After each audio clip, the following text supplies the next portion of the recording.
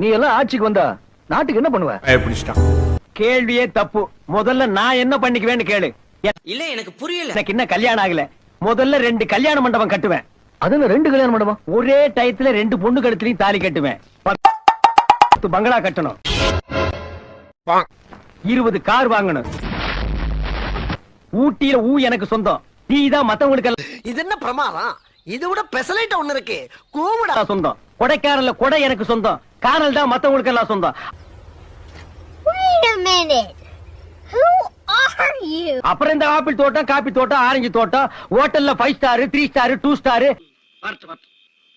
இன்னைக்கு அடிக்கிற அடியில மூஞ்சி முகரையெல்லாம் பஞ்சர் ஆயிரும். சைடுல சுஸ் பேங்க்ல ஒரு 50 கோடி. எதுக்குடா வரீங்க? பணம் தான். இதெல்லாம் போக மீதி கஜானாவில் ஏதாவது பணம் இருந்தா நாட்டு மக்களுக்கு ஏதாவது அடிச்சிருவேன்.